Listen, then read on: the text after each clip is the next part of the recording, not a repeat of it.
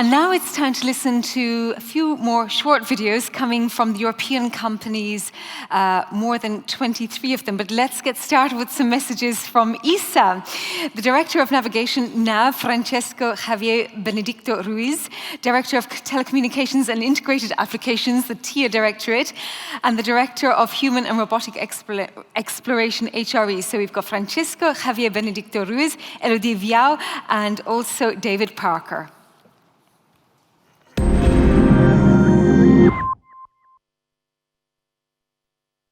Hi everyone, I'm Elodie Viau. I'm the Director for Telecommunications and Integrated Applications at the European Space Agency.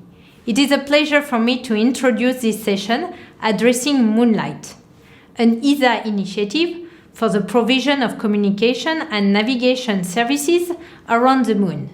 As the Moon is the perfect place for space exploration, we know for a fact that mankind is going back to the Moon, and this time it's there to stay.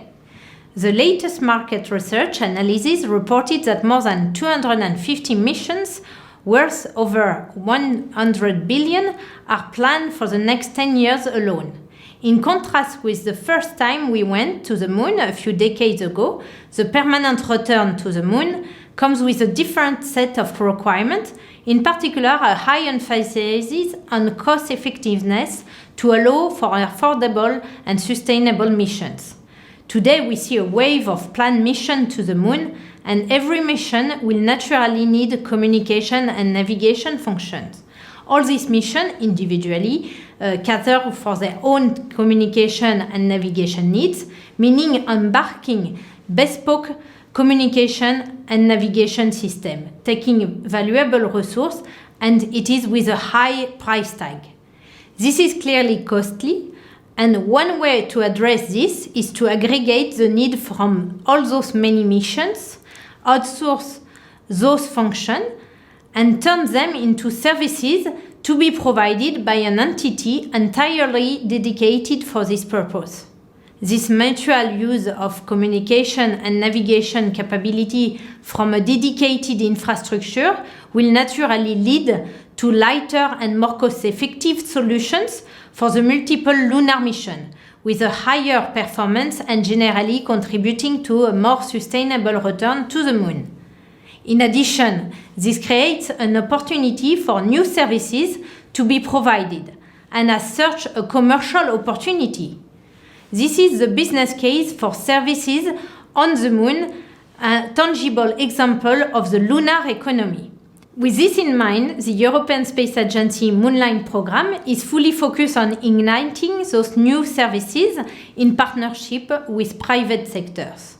For this, the European Space Agency plans to support the development of the infrastructure and act as the first customer. The main goal in the long term is for the private sector to further develop the customer base, generating enough revenues for a fully self-sustained infrastructure and service provision. A prime example of commercialization. I hope you are as inspired by this exciting project as me. Thank you and have a great workshop.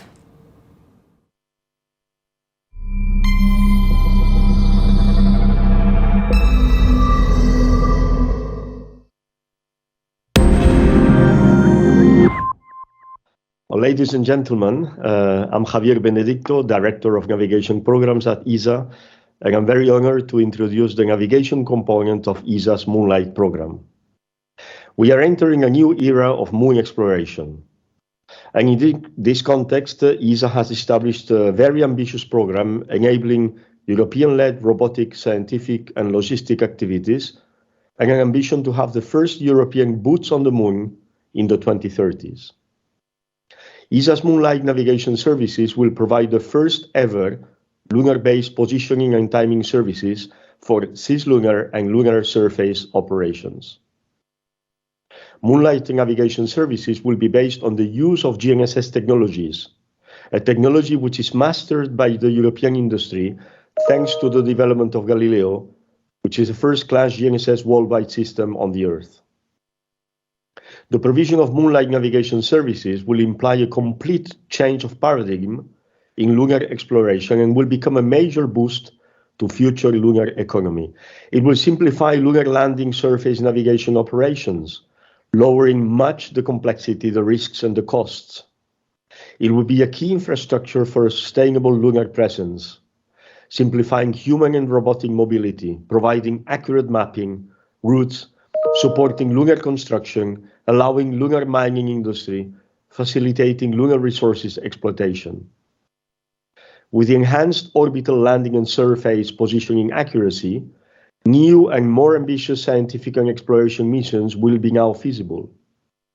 Moonlight nav services will also provide a major enabler for new lunar scientific applications, such as lunar seismology, lunar gravitation and reference frames, astronomy, fundamental physics.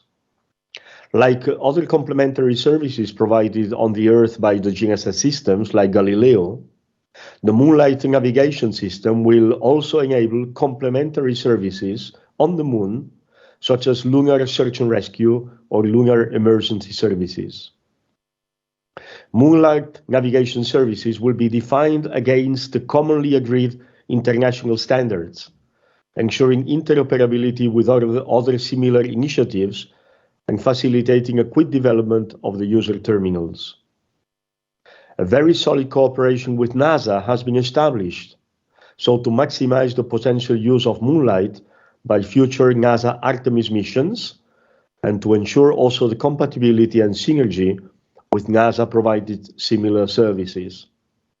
As it happened on the Earth, the simultaneous availability by Moonlight users of lunar communication and navigation services will trigger an explosion of new lunar applications and exploration opportunities, not even conceivable today.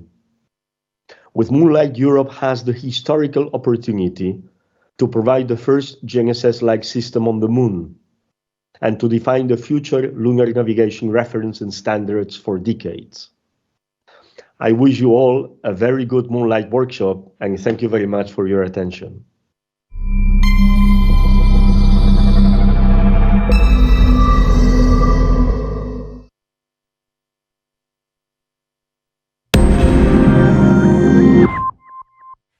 Thank you for the opportunity to speak to you today regarding what is perhaps one of the most important and exciting projects that's been proposed at this year's ministerial conference, Moonlight. I'm sorry I cannot join you today in person, but it was very important for me to take the chance to pass on a few thoughts from the perspective of the ESA Exploration Directorate. So let's talk about Moonlight specifically. The first thing to say, it's not my idea, it's not an HRE idea. It came as a result of an internal competition in TIER to find new business opportunities for telecommunications satellites. The second thing to say is that the concept has been developed is much more than a telecoms constellation.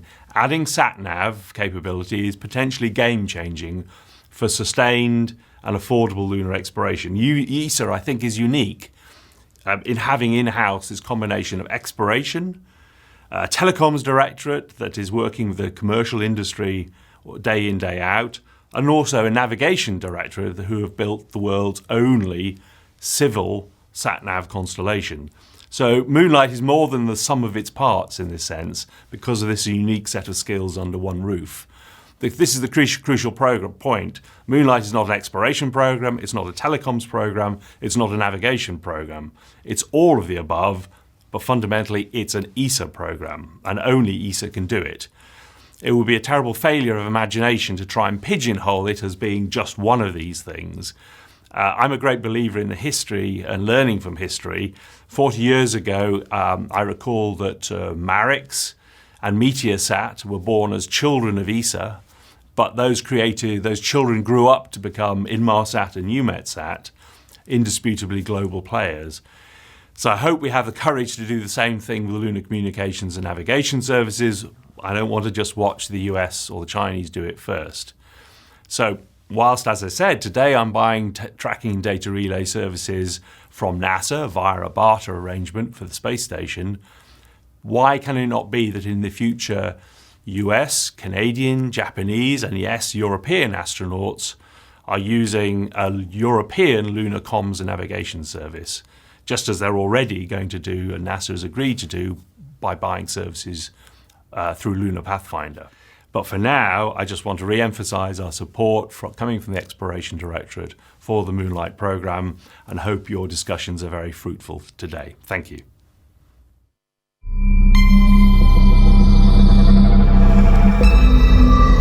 Well, that all sounds really positive. And to discuss more on this topic and Moonlight, please welcome to the stage three guests. Fabrice, Joly, Head of Future Telecom Program Consolidation section in the Telecom and Integrated Applications Directorate.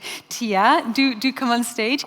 Bernhard Hufenbach, who is the Commercialization and Innovation Team Lead in the Human and Robotic Exploration Directorate, HRE.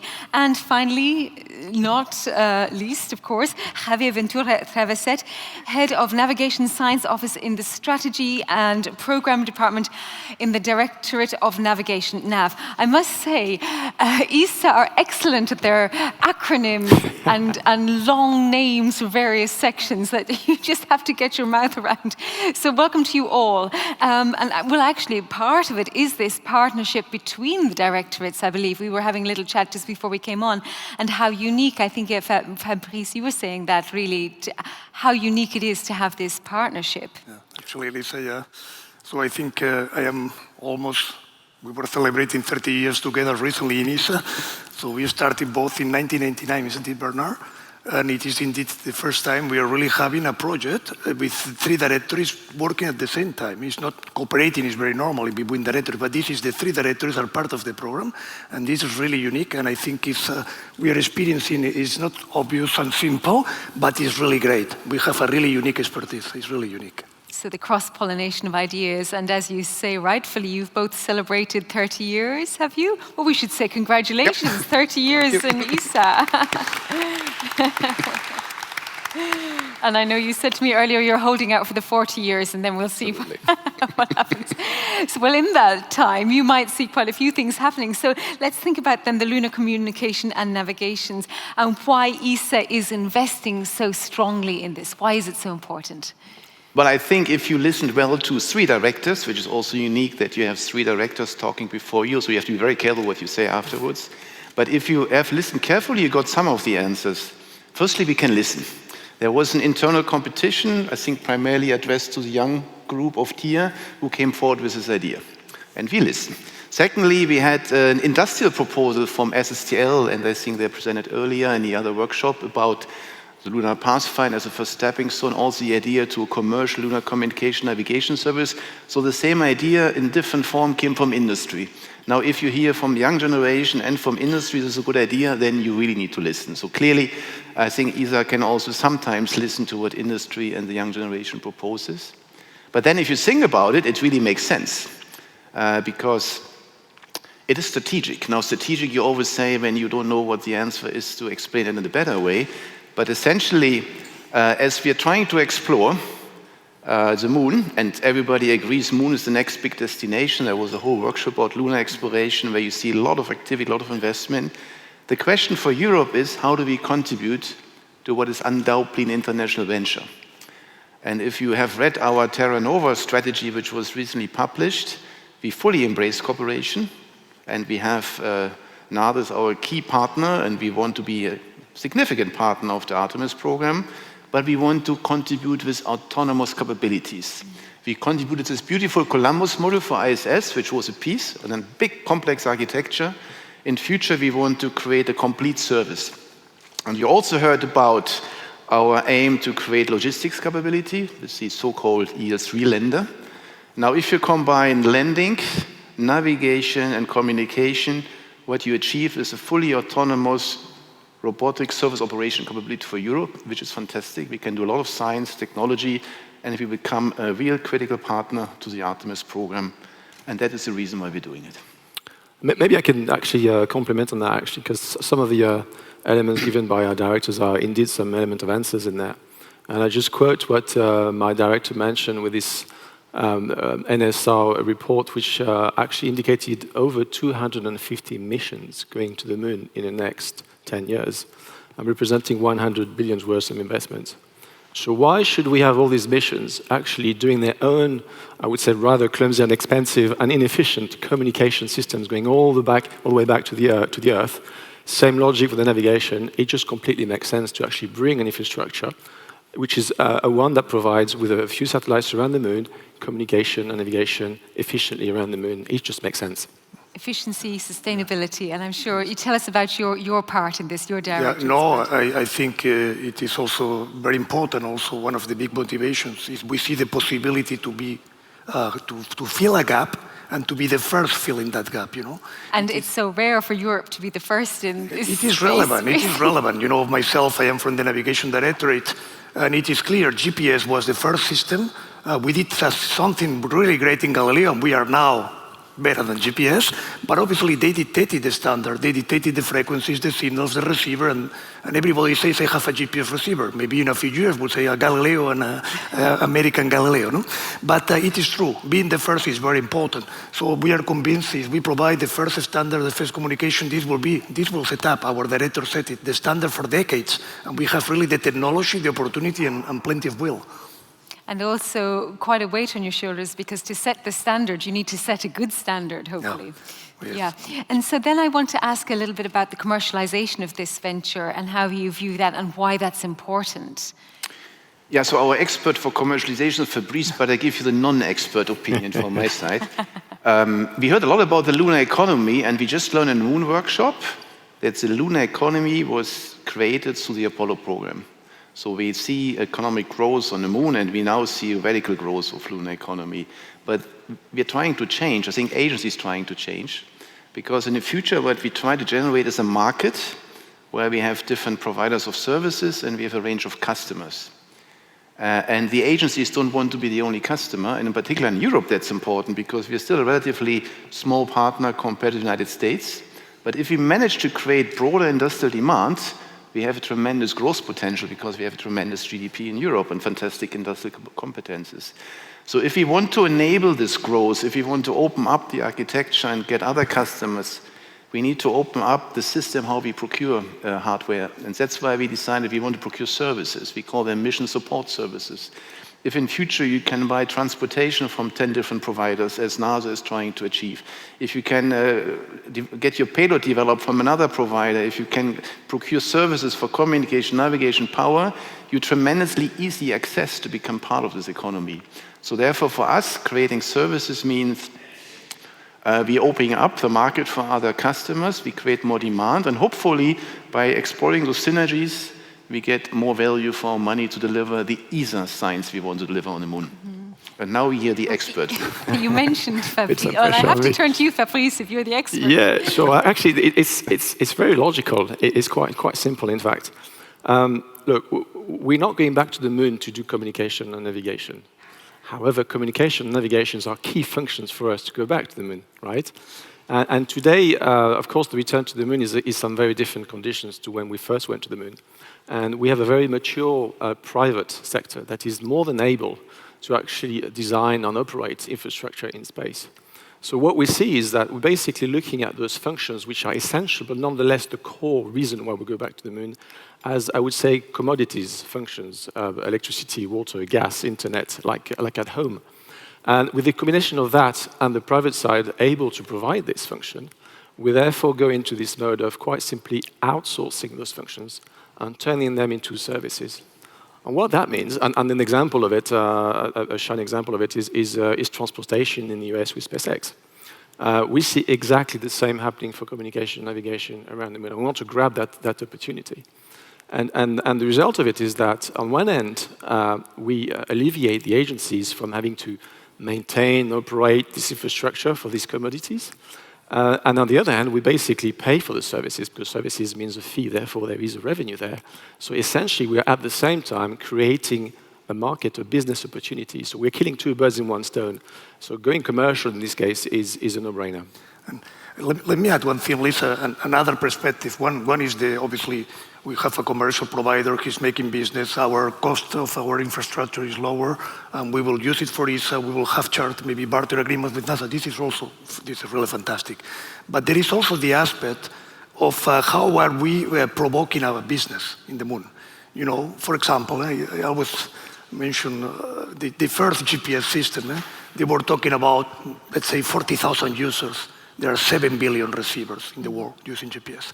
I don't think we will have 7 billion in the moon, but certainly what I try to say with that is probably, very likely, by having this system and simple receivers, we will create an economy also, what we call the downstream, and this is, when this is triggered by Europe and the technologies from us, and we are talking to the companies, Europe may have a big cake also of these commercial opportunities on the moon, because the infrastructure is there, it's much more accessible, you know. So I think this is also an important dimension. And so then, ESA, you know, you've got these activities, these services, and you'll be able to compete for once, let's say, or not only once, but at least you can really compete in a global international market. Yep, yeah, I'll take that one. So basically, competition, we like competition, in fact. In fact, we want competition. Because if we take that approach of having a service provided to us, the competition will be allowing that service to be efficient and cost-effective. So the way we see this is that, yes, indeed, we're not doing this in complete isolation. There's quite a few initiatives around the world on this. But we hope, actually, that the moon is a bit of a, let's say, a better example of a smarter, more sustainable competition than what we've seen on Earth. We've all seen these cellular towers, and you've got 3 of them because you've got 3 mobile operators all sat next to each other. And we want to get away from that model. We want to get something quite smart. And we see ourselves as the space agency, let's say the first customers of these services, trying to set that up, to set the environment in order for it to happen.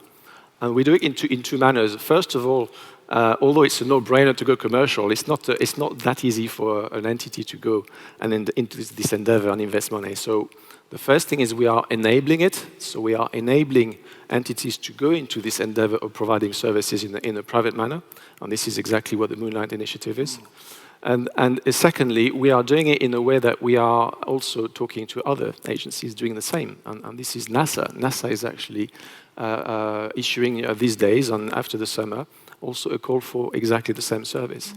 And we, both agencies, think that if we are smart about it, then instead of getting 2 service providers individually, we will get the sum of it, and the sum will be much more. So yes, competition, but healthy and efficient competition is what we go for. The best type of competition And it's possible. important what you said, Fabrice, working with NASA, also we are defining the same rules, the same frequencies, signals, what we call interoperability standards, so the one receiver may use the 2 systems and may benefit from the 2. So we are working exactly together, closely, very closely and very efficiently. We are publishing a new release actually this week of these standards, so we will have the same. So the same receivers could use the 2 systems, and this is very, very interesting for the user side. Oh, well, I want to move on now to the Lunar Pathfinder and how it's connected to this initiative. Yeah, so we had a very nice presentation on Lunar Pathfinder from Nelly in the workshop before. So Lunar Pathfinder is the first European commercial data relay spacecraft, which should become operational by 2025. This again was proposed by industry in a response, an opportunity to collect ideas for what we call commercial partnership or public-private partnership. And after a long process, we really entered into a partnership and supported SSDL to make this project a reality. Actually, we were an enabler in so far that we also act as a cooperation partner with NASA to actually deliver this Lunar Pathfinder by one of the commercial rideshare providers, which are basically put into existing by the NASA so-called Eclipse program. So we were really an enabler of this, but it's important to state that it was SSDL industry investing. We actually procuring a service once the thing is working. If the thing fails, if Lunar Pathfinder fails, the risk is with industry. And that's quite unique. SSDL has accepted to take a significant risk.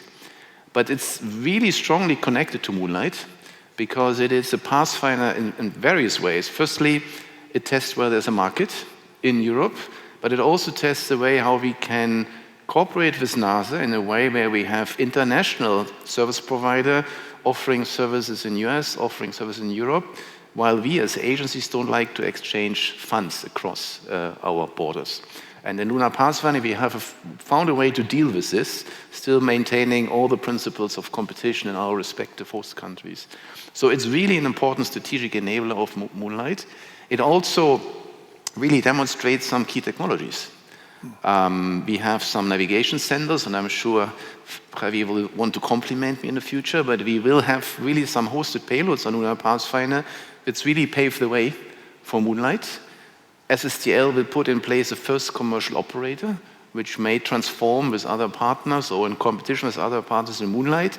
So what we now realize is that through Lunar Pathfinder, we have taken a first step on being visible in Europe as becoming a commercial provider of data relay services. And I'm sure, Javier, you want to say something about the operation on the navigation. I cannot resist. Thank you, Bernhard. No, indeed, it is really fantastic Pathfinder, as you said, commercially. The relation with NASA really fantastic. And now technology, it's a very nice story because we are using for this Pathfinder a GPS Galileo receiver. We are putting that in the satellite, so we are getting the signal from the Earth, and we are able to determine the position of the satellite with around 100 meters in real time. But then these orbits allow us, with other techniques, to generate signal in the future, from Moonlight satellites, which generate GPS and Galileo-like. So if you wish, we are using GPS and Galileo for the orbits, and then this generates a new GPS Galileo. So the two technologies are mixed, and we are demonstrating that with Lunar Pathfinder for the first time ever. This is really fantastic. I really love the energy that's emanating from this chair next to me. I can feel it. I feel it. I think you'd like to add. Is the sound okay? No, the microphone seems to have gone off for Fabrice. Yeah. Try again? Your mic? Working now? Not working yet, but while the tech team just sort that out, I'll just... investment in one become... Oh, we're here now. We're here now. I'm sure it'll all be fixed in less than 10 seconds. Okay. Thank you. Thank you. Redundancy. Just another dimension, in fact, that Bernhard, you just made me think of is if you think about what's happening, we've got the Lunar Pathfinder, which is the best name ever for the project. It is really a Pathfinder for many aspects. Then you've got the Moonlight, and we have talked a lot about communication or navigation because that's what Moonlight is about. But Bernhard very importantly mentions the barter discussion. And these are discussions between agencies, so we exchange services. And the point I'm making here is that actually, as an agency, Moonlight will enable other things because what we provide to communication navigation, we can get something back and something else in return. So actually the dimension of Moonlight and the impact of Moonlight is much broader even than just communication and navigation. That's just the point I wanted to make. Well, that's a nice addition, the fact that you mentioned that. I think we heard the word bartering amongst some interference there with various microphones, but that barter you have going on with the other agencies. I wanted to turn, though, to what the most promising applications might be so far. Yeah, there are many possibilities, I think our Director of Navigation mentioned that, as it happened on the Earth, the combination of communication and navigation together, it is really the explosion, Actually, every single day we are using that in our telephone. No? We are navigating, positioning, and using the intranet, and this allows almost any app that you have on your mobile phone. So it is inherent to know where you are and to be able to communicate. There are things which are unique. For example, the accuracy that we have on Moonlight will allow, for example, to land in what we call peaks of eternal light, which are, in the rings of craters, which are places where the sunlight is more present and it's very interesting, but they are very narrow. Maybe you need accuracies of 90 meters. With Moonlight, it will be possible. We will do maps of the moon surface, maybe routes. Maybe we'll have a Google Maps in the lunar one day. Why not? No? We have real-time streaming, applications in media, all kind. And I was even thinking today, with the publication of Hubble, of the application of James Webb Space Telescope, the fantastic images. So maybe we also contribute to science. I'm convinced there is an idea, for example, with NASA and ESA to have a lunar radio astronomy on this. So we have discussions how Moonlight could help for the construction, for the synchronization, because there is also a time information, but also obviously for all the communication of the scientific data. So we will have an uncountable number of applications. It's a change of paradigm. This is what I would like to say. Yeah, I want to compliment indeed. So I think when you talk about Moonlight and you talk about the moon, the obvious users that everybody thinks about are the robots, the rovers, the landers, the astronauts.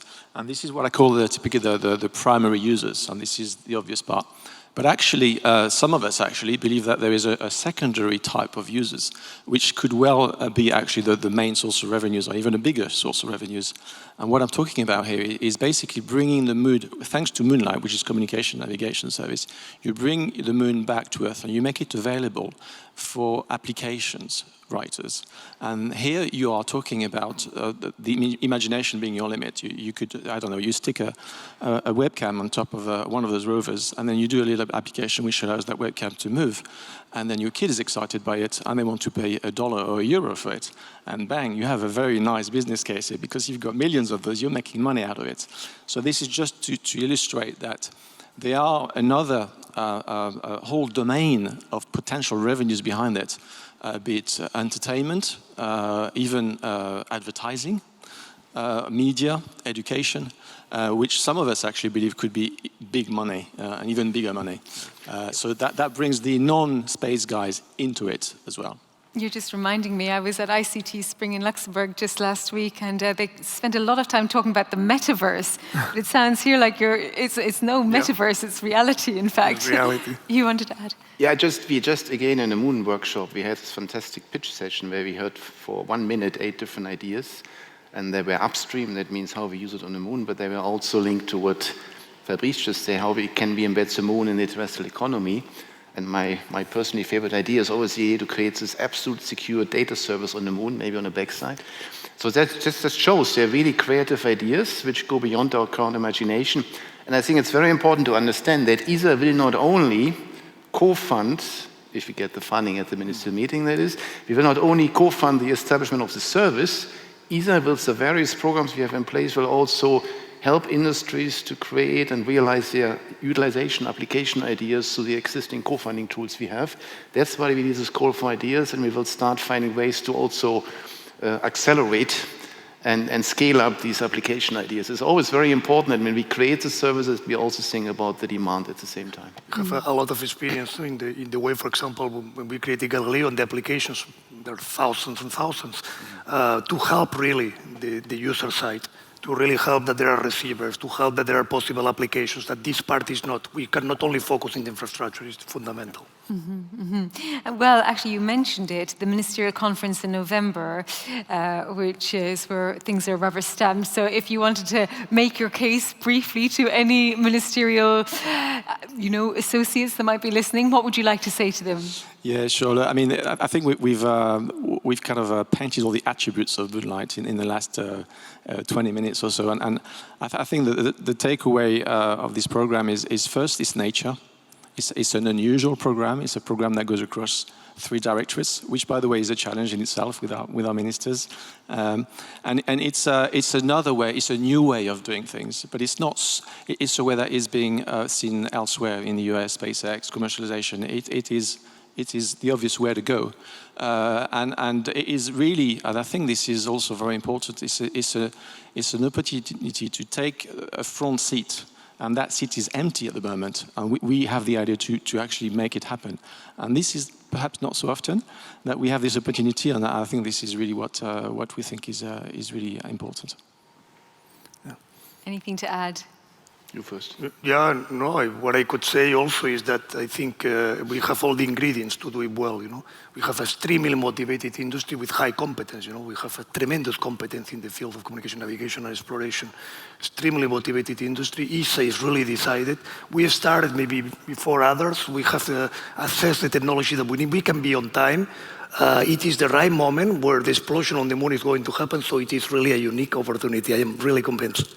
I think you could convince anybody here of it working for sure. Well, I can just say it really complements our exploration program, which is about getting to the Moon, doing operation, doing science. Because once you have access to communication, navigation, you have access to the end-to-end operations. And in the end, we always talk about hardware, we always talk about astronauts, but what really counts in the end is the operation, because that's how you get the value back to Earth. So having this very strategic capability, I think, is critical for the success of our exploration program.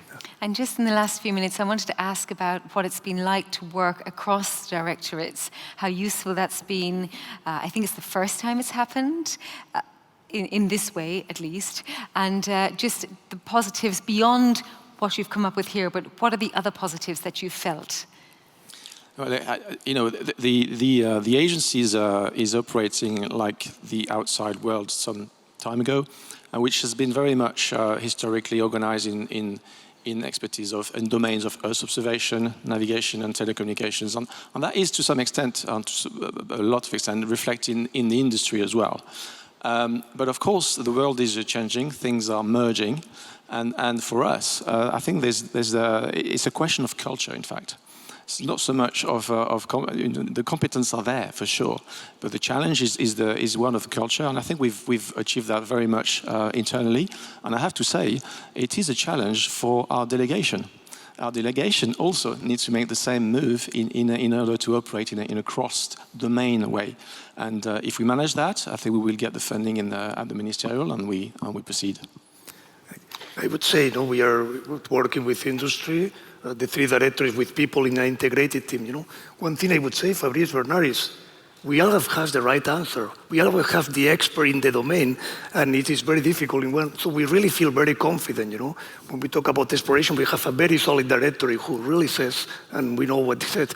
With navigation, we did the whole Galileo. We know very well, and Telecom is fantastic in satellites, but also in the partnerships. So it is really complementary. This feel of confidence that you really have a team which is really very robust. At the same time, what Bernhard said, also what I learned, even after 30 years, is despite we are working in the same way, we are the same ESA, and we are very easily working together because we have the same culture. So it is. I also think the industry appreciates a lot that the expertise is very good on the other side. Well, I think we do have quite some experience in accessing services across different directorates in ESA. When we deliver our program, we work with our technical directorate, where all the technical experts are. They're really members of our team. We work with the operations directorate. When we do science, we work with the science directorate. We worked before, I think, with communication that came about operating ISS.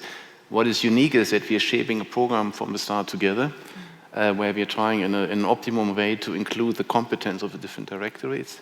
And I think indeed what Fabrice said, I think that's the future, because programs in future will be overlapping, because we're trying to address societal challenges and they're not falling into one category.